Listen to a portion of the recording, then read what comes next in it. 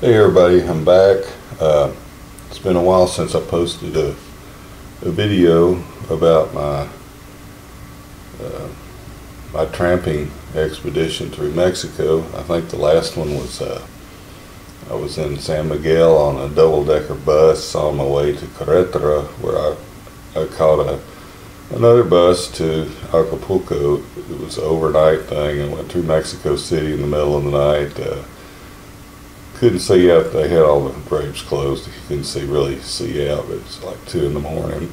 Went by the airport where had to fly through many times.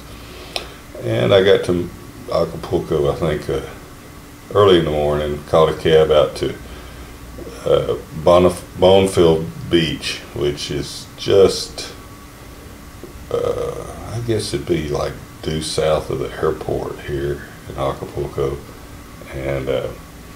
And where I stayed in a house that is rented by a bunch of guys that are working on some of the crypto technology, and it's kind of really great. I mean, it's some unusual ideas that are floating around nowadays. It's kind of an exciting time to be alive, but anyway, so I stayed there a couple of weeks, and then moved into Acapulco with a friend, and I'm sharing a 2-bedroom apartment in Costa Azul. And so the other day I posted on my Facebook page this how I had gone over to the part of town where all the music stores are, and I brought a guitar with me. It's a steel string guitar. But I was really missing my nylon string guitar, so I went to one of these music stores and I found one that's almost exactly like it. It's a Yamaha C40. Although this one has electronics, which I was kind of glad to be able to have one that had the preamp and all. So on my way back, I stopped and got some lemonade in one of the restaurants on Costa Azul, or well, not Costa Azul, the Costera, which is the main road that goes along the beach in the bay of Acapulco. And I met a young man from. He was born in Mexico, but he grew up, or he spent several years in Nashville, Tennessee, and he was a waiter there, and I invited him over because he wanted to learn how to play guitar. So he came I guess it was the next day, and we got to talking, and I told him, I was telling him about my guitar that I just bought, and he said, "Oh, you should go to, I think it's Lalo's, which is one of the stores that I missed when I was there."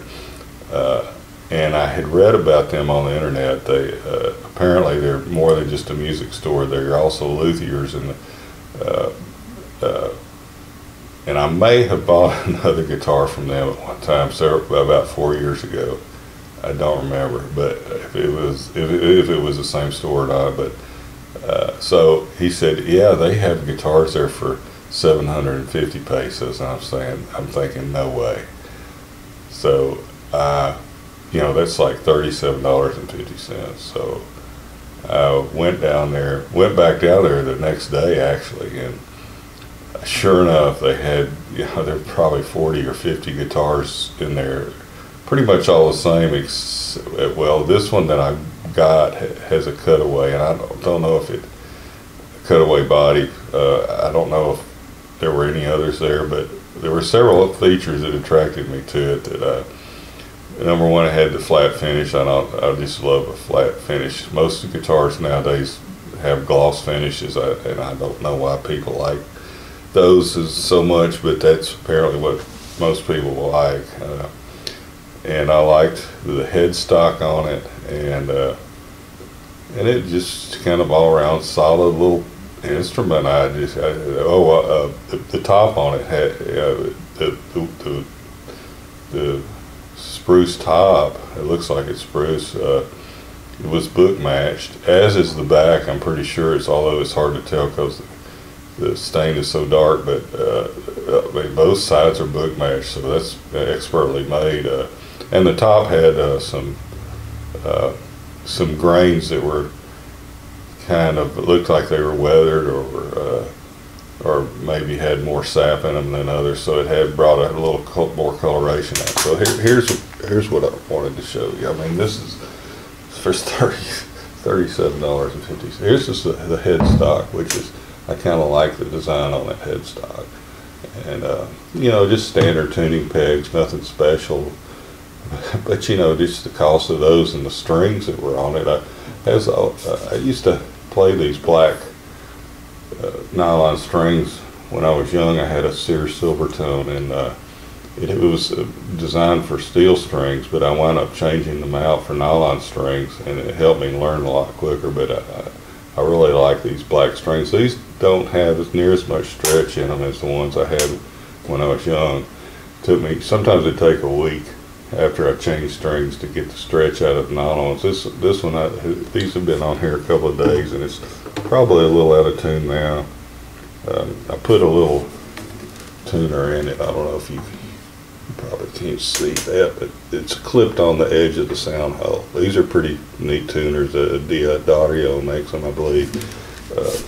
But you just pick it, and I mean, the sound of this guitar is pretty good for $37.50. So we just tune it up here.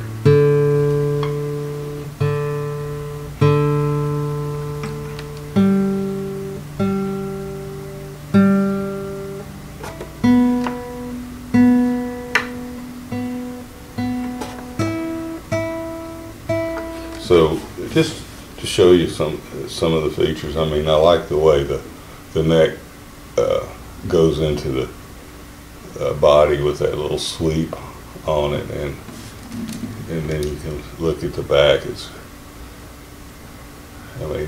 even got banding around it, around the, you know, where the seams are for the sides and the top and the back, and where the two half pieces on the back are joined. There's some banding there. This is kind of really well made, I think, for $37.50. You know, and oh, there's the wood grain I was telling you about. See, it's on that side, and then let's see, on this side you can see it. So, and just to give you a sample how it sounds, got these mic headphones on so I can get a little feedback. But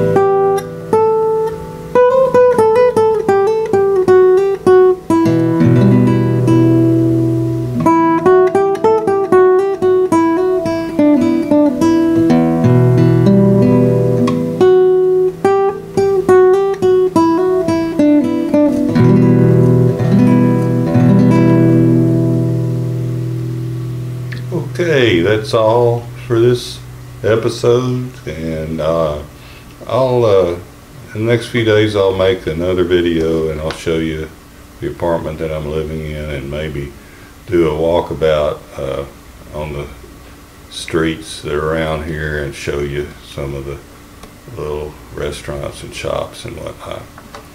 Thanks for listening.